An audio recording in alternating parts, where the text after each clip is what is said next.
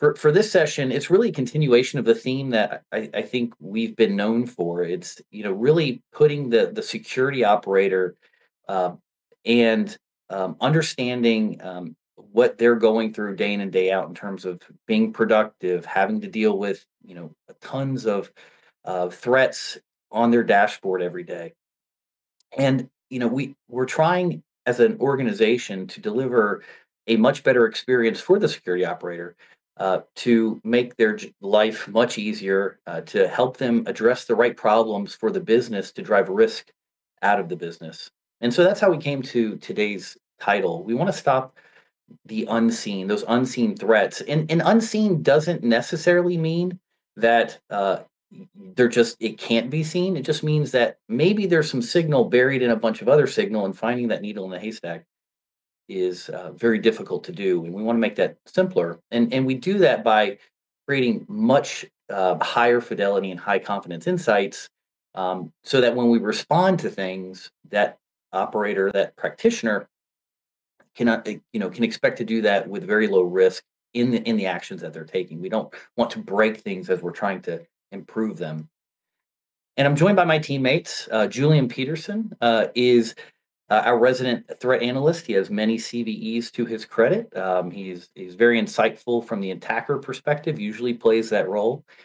Derek Gooch is our DevOps architect in our cloud organization, or one of them.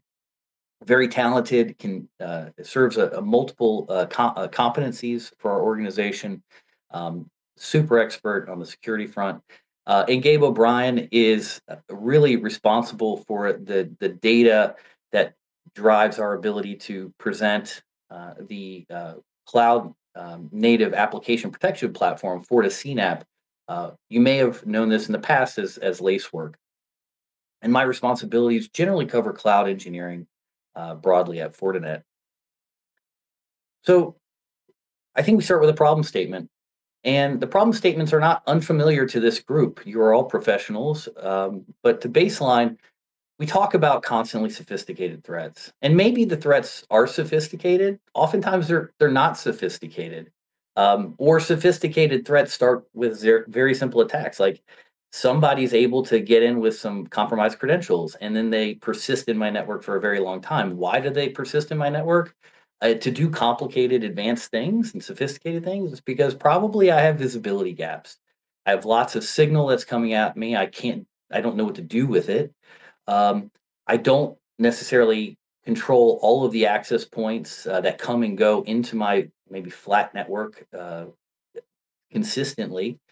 And maybe I just have blind spots where I've got shadow IT developing on my cloud estate, and I just never accounted for it. Um, and then finally, the volume of network data.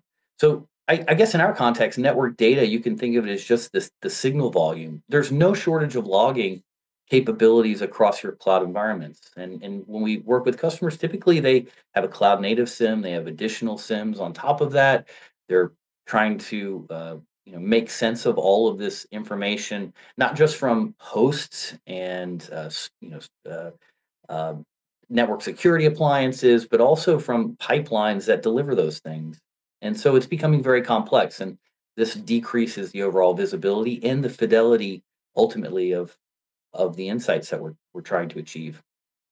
And how we go about or our job every day and the things that we're trying to do, we're trying to minimize the attack surface in the face of a very, constantly expanding cloud estate, where we have very, very, poor visibility potentially. And then monitoring risks to be able to respond to them in a timely manner is very, very difficult under those circumstances. But we try to do that. We want to provide the operator with the insights to solve the right problem at the right time. There are a lot of problems to solve in security and in life, but are we addressing the right one at the right time? And then finally, I think overall the goal's always been to reduce the risk for the organization, to reduce the threat impact. This comes through a variety of activities that we do in terms of quarantining and segmenting and being able to investigate and cut off attackers more quickly. Now, I I think it's good from the security operator's perspective to draw some distinctions. If you're cloud, obviously this is, if you have a very broad cloud background, this is very well understood. But let's baseline the fact that if you're a security operator working in a data center architecture that was maybe like the three-tiered architecture, or maybe a spine leaf architecture, maybe it's a little more collapsed than that. But traditionally, you have this defined thing, and it's got defined objects that are physical, and even by virtual, I mean physical because you own that physical infrastructure. But in cloud, it's actually more like this. It's an architecture that has lots of ingress and egress points, so it's very, very flat. On the left side, I've got choke points that I can control. I stick a firewall in there, and I can control that, and I can open up ports. Very simple. But here I've got internet gateways and transit gateways and VPN gateways and NAT gateways and all these things that connect a network in a very flat way, and it's very hard to control as this. The network is ephemeral. It comes and goes, and people add VPCs and VNets and so forth. And by the way, it's software defined, but the network isn't just this, it's actually this. To deliver all of that, I've got to know this because I'm probably delivering it as code. And the security in and of itself is delivered as code. But it's actually also this, like a single application or a single host is actually multiple things that are just separated in and of themselves. The microservices are spread out across networks. And so identifying if an application is being attacked or some component of an application or services is being attacked, then I have to understand how all of these things are plugged together to be a service. But it's not only that, it's actually delivered this way. So if I'm a security operator, I might need to understand what this is and how these objects came to be. So you have all of these layers of understanding that go on top of the actual infrastructure components. So it's very, very different in that regard. And then finally, all of that, the code, the deployment, the infrastructure generates these things in the millions. And so if I have to look at all these all day, I probably quit my job, but it's very difficult to get ahead of a bunch of JSON files and that tell you something about something that happened with some random UUID and trying to figure that out. So the challenge for the security operator is very, very difficult. And then we talk about threats continuing to evolve. They're advanced. They're rapidly evolving, and I think there are threats that are evolving, but oftentimes we can't even see the basic threats. So we have basic threats that we're challenged with solving, which lends the opportunity to create more advanced, persistent threats. And I think if we can focus on identifying the basic things, like when somebody's credentials have been compromised, then we can understand and we can cut out much of the more advanced stuff. Now, how do we do that? I talked about all that signal.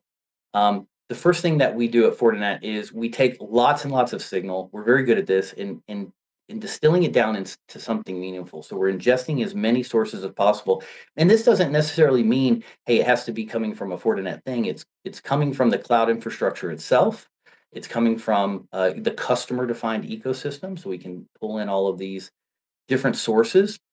And then we start to correlate all of that. Now, when we're looking at the platform and code security and security of the workloads themselves, we're correlating all of this context together into something we call a composite view of the threat, or composite risks. And these composite risks are very, very high fidelity. And this is what the team is going to show you today. My teammates are going to go through some scenarios that start to take maybe information that doesn't necessarily in and of itself indicate a threat. The individual signal doesn't, but when it's correlated using really the very complex machine learning processes that we have to correlate all of that signal into something meaningful, we present to the operator at the time that we have confidence in what that means. This is a threat or this is a benign anomaly, and we can differentiate that. And so at that point, we present it to the operator as actionable. So really what we're doing is taking a lot of signal that doesn't necessarily mean a whole lot, and then we're making it operational. We're operationalizing the threat intelligence.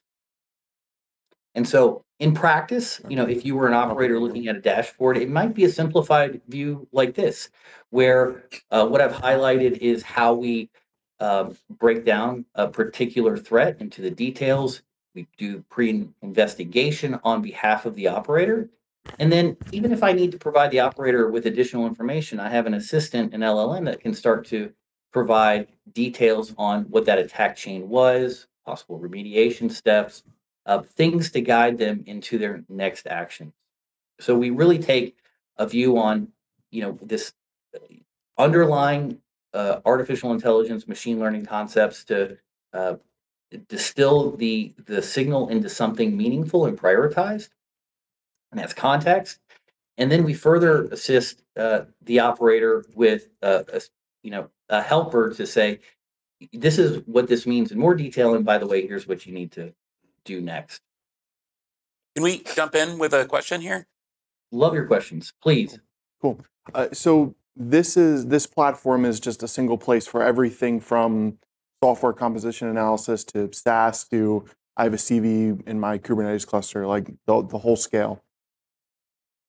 Well, this particular part of our portfolio, yes. Now, what we like to do is we like to enrich signal across the security estate. So, if you were just to use this platform, yes, you would have the SAST inspection, the um, code, the composition analysis, and you can even apply things like DAST with some adjacent capabilities.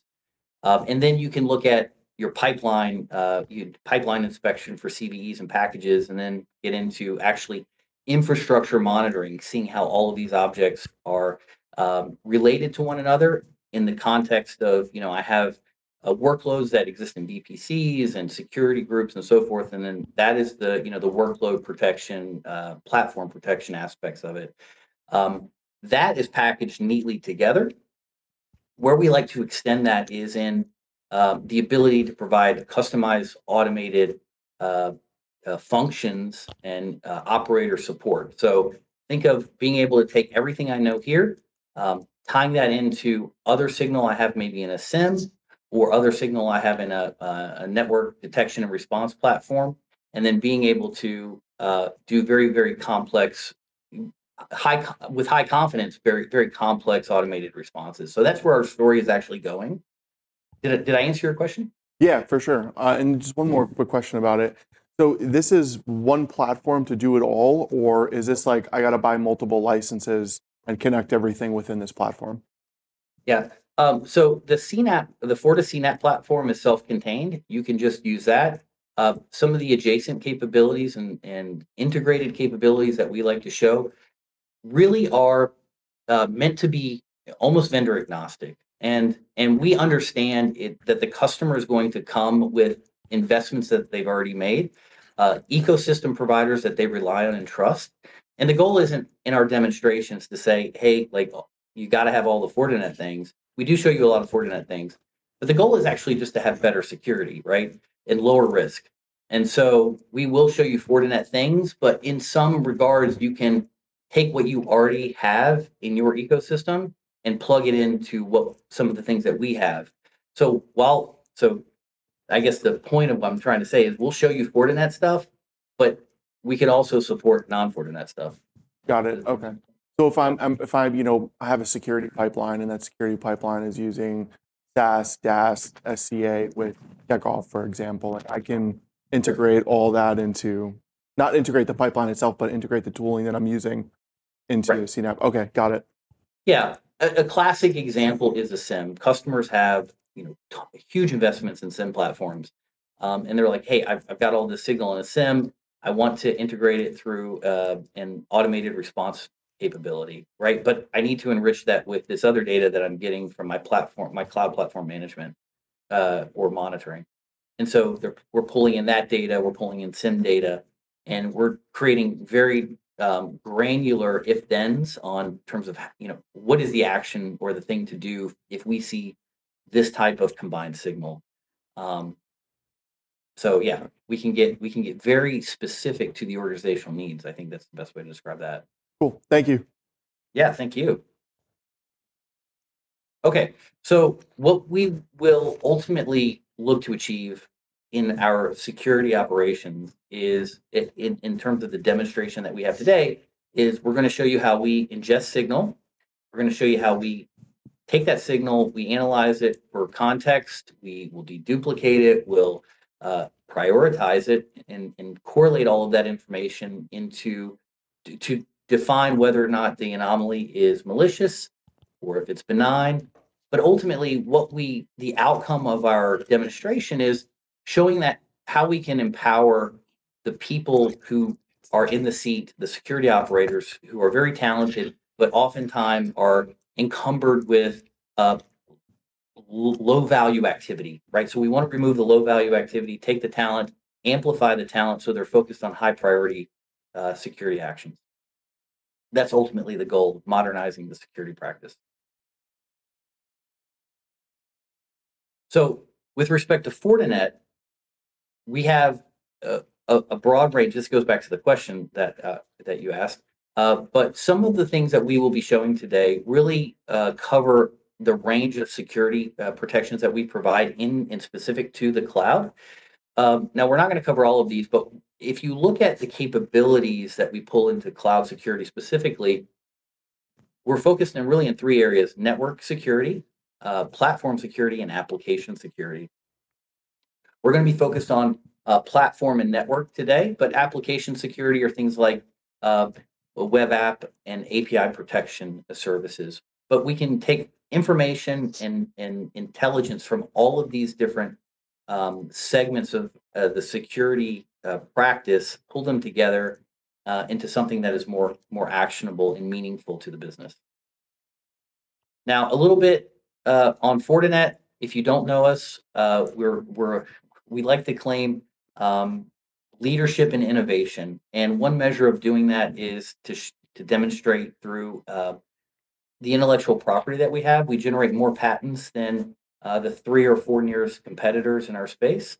So constantly looking to push the paradigm on what can be done with security. So we have a very talented staff. I'm very proud to be a part of that, and generating lots of security patents. Now, a lot of the patents that we have are around how we manage threat intelligence, and we've been doing we've provided a platform for machine learning and really driving the AI paradigm for more than a decade now, almost 13 years. And that's really been out of necessity as customer zero. With hundreds of analysts were, trying to understand what threats were persisting, generate signatures, and then feed that down into customer appliances and software.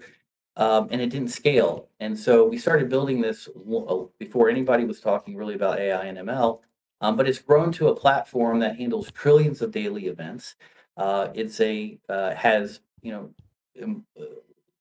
tens of billions of features, and so it really is looking at threats as they evolve in real time, pushing those updates to our family of products in near real time.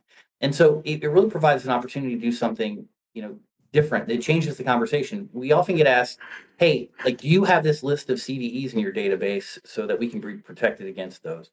And really, the question is like, or the conversation should be, or it is, we want to focus on the threats that aren't CVEs yet, and so we can start protecting you against like things that will be CVE tomorrow or next week or next month. FortiGuard has really enabled us to take a leading position in this, and we're very proud of it.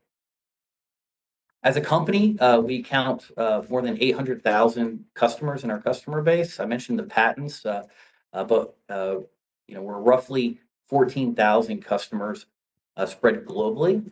And we account for, if you look at our genesis as a network security provider, we account for about 55% of the global deployment of firewalls. And delivering on quality products and that innovation has led to the fact that, when you look at the voice of the customer, and the Magic Quadrants are really a good measure of customer experience because it's driven by customer feedback. So just mentioning the Gartner Magic Quadrants, we're in 10 of them. Just our our core FortiOS operating system is part of 5 in and of itself. So we're able to demonstrate a competency across a number of security specialties. We're a very broad spectrum provider. So if you don't know us, we have about 60 areas of focus across the security landscape. This really summarizes where our core areas of focus are in terms of strategic pillars on behalf of our customers. So within the network security space, we're focused on delivering firewall, extending into the LAN and edge.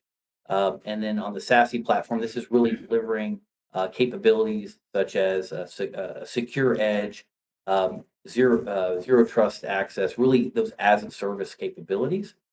And then on the security operations side, where we're actually going to spend our time in the demo today, it's about demonstrating what the modern SOC opportunity is, driving better automation, getting better insights into the threats that are specific to your environment as an organization, and how to get more out of your security talent. And so with that, I'll tell you a little bit about what the architecture looks like. So this is the demo environment that we've set up. We've deployed a number of VPCs here, but we're going to do 3 things in our demo. We're going to observe. What we hope to see is, when we're attacked, we're going to work on demonstrating some ability to correlate the attack and look at that attack as it escalates through a number of types of attack vectors potentially. And can we determine the chain of exploit? And then finally, how do we remediate it? Ultimately, a measure of our effectiveness is going to be how fast can we respond? Can we reduce the MTTR? Can we reduce the MTTD? And can we support automation that is very low risk? Here, we've run into the issue where we've seen customers deploy automation, and that automation breaks things.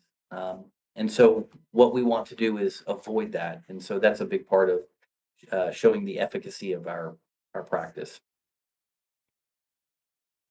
Okay, so with that, it's demo time. I'm going to hand it over to Julian Peterson.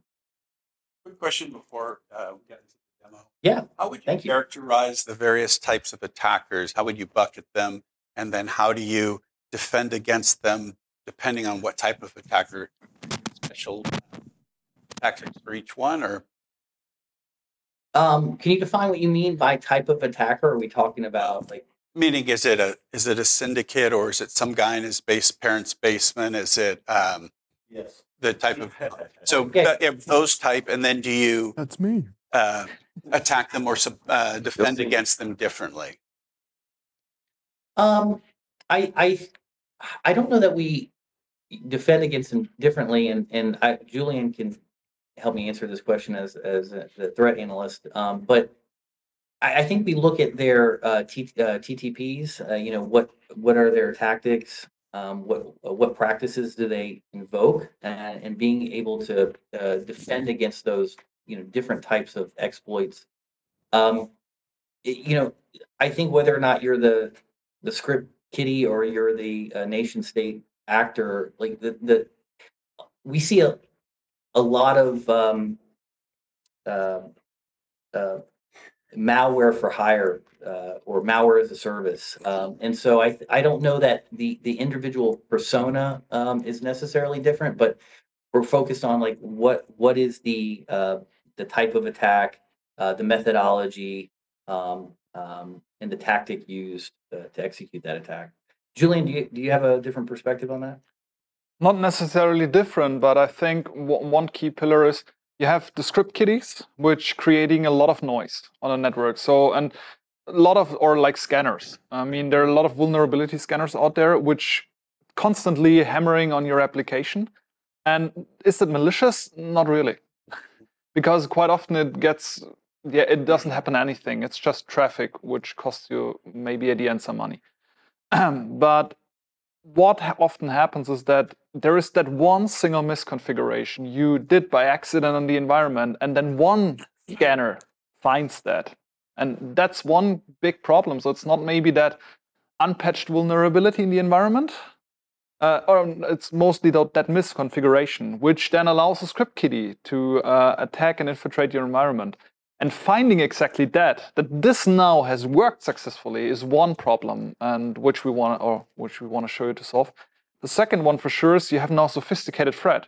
Speaking about nation-state actors, they're usually not script kiddies sitting in the basement.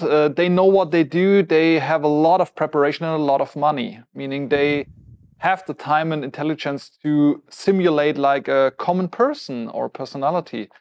But still, there is usually some key pieces which creates like an anomaly to make them identifiable.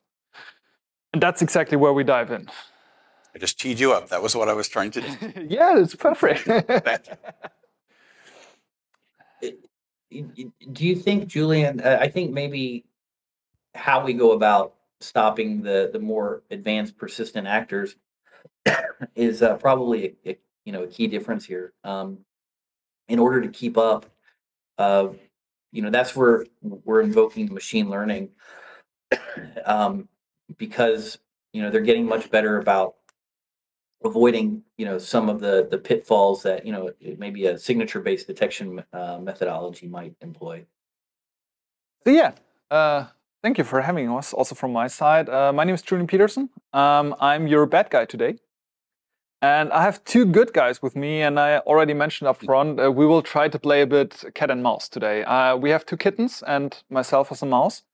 And what I will do now is I will attack our friend's infrastructure. And I will be some mix of script kiddie and try to be a bit more sophisticated, because from what we see, script kiddies really don't go that far because they usually only leverage automation tools. So it needs to be fully automated.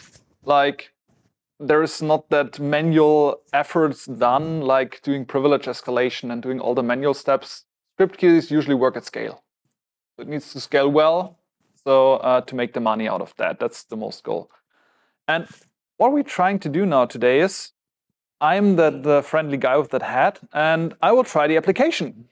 My lovely colleagues have set up, and that application is somehow on purpose vulnerable, because they said, well, it's too much effort to rewrite that application. There were too many breaking changes, so it's running in a container, it's secure. That's one often seen mistake. What I can do is I can break out of that container and infiltrate their Kubernetes environment. And another part is, and that's quite often just like that pipeline of issues which happened because of maybe some missing configuration or missing communication between different personalities is, I can go into your AWS. And from there, I can open myself a new door. Will this have the ability to detect, like to your point, right? If you're breaking out of a container, you don't have proper security context configured for your pod. Will this detect that? You will see that. Cool. Better, let's go that way. Let's see if my colleagues will see that. That's not their part. So forget about that they're in the room now. They don't know what we do. So, and setting up the backdoor, because we want to be persistent. And from there, I spawn some malicious application because somehow I need some money. So I need to finance my operations. And that's where we now dive in, basically. So what we have prepared is we have the unhackable e-commerce store. Of course, it's unhackable. It's pretty simple. We have some products. We have a nice page. You can log in, log out. You can play around. And that's our goal. That's our target.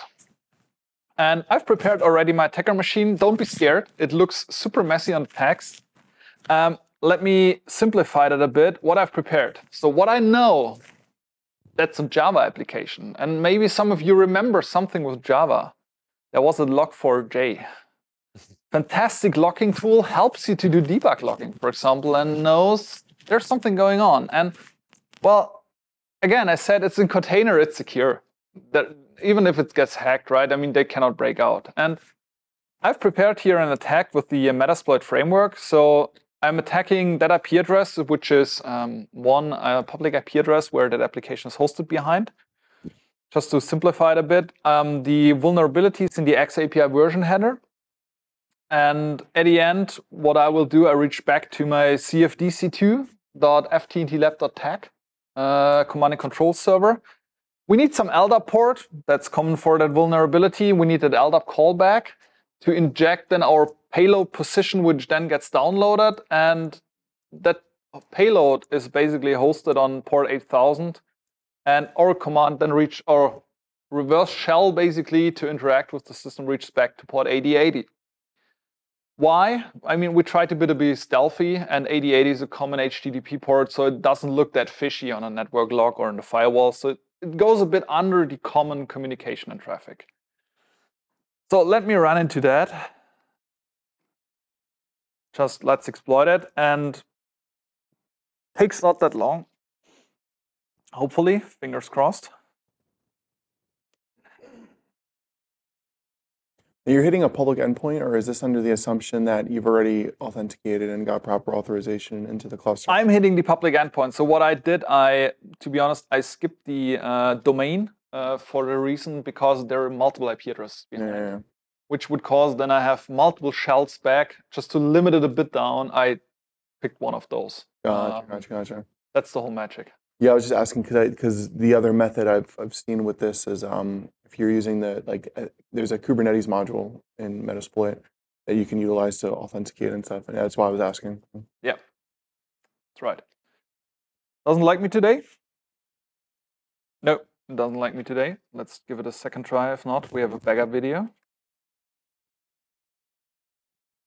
No, it doesn't like me. That's not a big deal. Luckily, you're happy you'll just live off the land for another hour or two, and we'll get back in. I think we maybe stress the demo gods out this week too often. We do too many dry runs, so I guess that's now hitting us back. But it's not a big deal. So we have a video. It's exactly the same. It's from the last couple of days. Again, we have that web application, and switching back to the Metasploit console, quickly heading over that. Having that all prepared, it sounds really scary. It's not that. It's relatively simple setting that up. There are other versions. Metasploit makes it just relatively easy to have a great environment set up for that. If we move on a little bit further, so if we run the exploitation, you can see we're serving that code, that jar file. So it's like it's loading a Java archive and executing that within that Java server through the log4j vulnerability. And what we can see, we get a shell back. So you see at the bottom that MetaPressor session 1 has opened, which is for the attacker fantastic. That's that moment where I can go to the weekend. That's your job is done. For the good guys, it's pretty hard. Now we have a reverse shell. And what we can do is, let's see, you see we have a session in that MetaPressor context as a Java runtime, and we're running as root in a container. Why container? That name looks a bit like that, to be honest. That's just a feeling you get after some time, that e-commerce website and that UID is weird. Let's get interactive, get a shell. So like an interactive command prompt on that host and make it a little bit more useful. So spawn a bash. You can see we are on that machine. Now we could steal the source code. Could be interesting depending on the application, or maybe grab database entries, getting internal credentials and stuff. That's not where we want to go. What we know, based on some research and also looking a bit on the disk mounts, we're mounting in the host file system. So that looks a bit like an unprivileged container. So what can we do with that? Well, we can mount our host operating system's disk into our container. We are root, so we have full root privileges over that. And we can break out. And that's what we do. So creating a folder on the under /mnt/hostfs. And basically what we do there is mounting our disk from our Kubernetes node, our worker node, into that container. And if we look now after that mount command, what we have in there, in that /mnt/hostfs, well, there we go. We have a root file system. What can we do from there? Well, it's up to us. The point here is a relatively easy one is let's get a shell. Again, for that, what we can do, just load another Metapredator binary, which we already precompiled, and just set up a cron job. Cron runs every minute. Let's make use of that. We can write to the cron tab, which is also great because even if they find that binary and like terminate the session temporarily, well, not for us, right? A minute later, we got it back, which is fantastic. So I'm downloading that payload file over the network on that node, through that container, on that node disk, making it executable. It's a pretty quick one. And just setting up that code. You see in the demo, we already had that cron job set up, which was a bad timing. But that's the command. So we like set a cron job, run every minute. Just execute that binary, and if you're not connected, connect back. We have the shell, so let's switch out and let's check again. In the sessions, you remember, now we have two. Before we only had that one with the Java. Now the second one looks more like an EC2 instance. So we are escaped out of that container and can now do whatever that Kubernetes node basically can do. If we switch to the interactive mode there, same way here, let's set up a shell. And what is interesting, we know it's running in AWS. And what is great on the cloud, especially from an attacker perspective, before your computer wasn't really like an identity. Now it is. And that's a bit of a problem in modern environments, because when we look into the legacy environment, there was like a machine was mostly an IP address and it was there.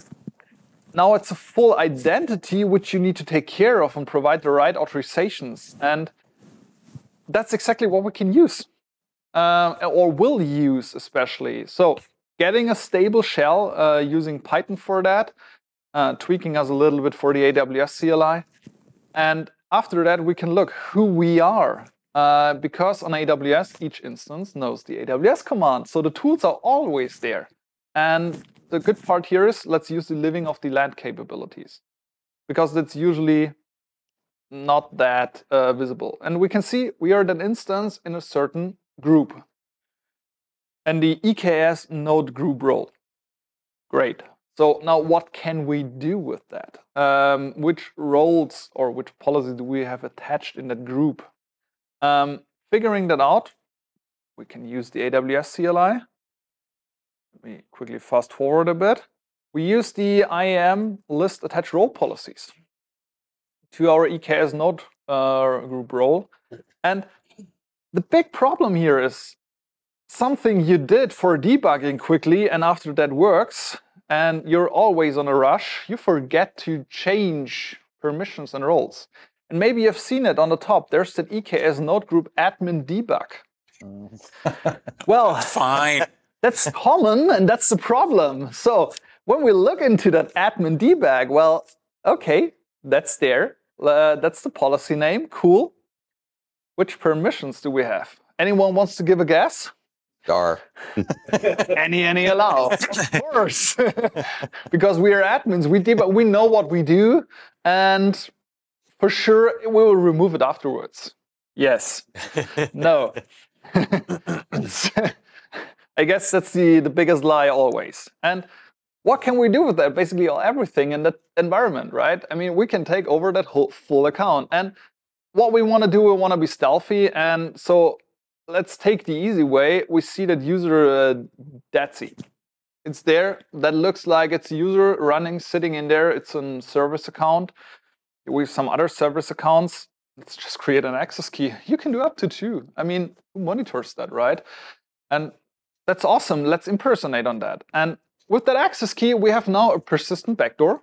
Even if they kick us out on that Kubernetes part and reset that whole environment, we are still in there. And well, what is better than having a free cloud resource? You're not paying that. It's not your credit card behind. We compromise the company. Now we can sell the access. That's one part. The second part is, as an attacker, we can now spin up like crypto miner. It's free resources, and crypto mining, well, even if it's not that efficient, yes, in your environment, in someone else's environment, it's super efficient. Let's set up the AWS credentials in our environment on our attacker box, because there we can control the tool sets. And also we don't need to take care of the monitoring. For sure, we want to be a bit more stealthy. So let's set it up, make us a little bit more persistent on our attacker machine now on the C2 server. Just validate that we are there. Let's check again that the credentials are still working. We are hopefully the .c user account. We are. Awesome.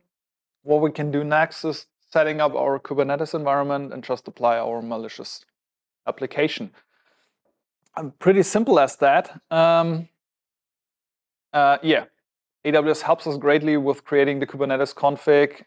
We can even now, what we could do as well, we could we could destroy like that whole web application or try to target it and do a denial of service, but it's a bit noisy. So let's just run a crypto miner. That's less noisy and is a bit more helpful for us. And well, yes, that's where we are. Having a fantastic crypto miner in place, and now we're making money. And with that little thing, we have messed up a whole company. And that less than 10 minutes. So, and that's a bit where we want to go through. So what is that whole problematic piece behind this? You have a lot of misconfigurations which will make your life hard. And it's not only maybe that guy who found that 0-day and penetrated your environment or broke into it. It's sometimes just that little, we forgot that little damn debug role, which allows an attacker. And now the problem here is, how can you defend that?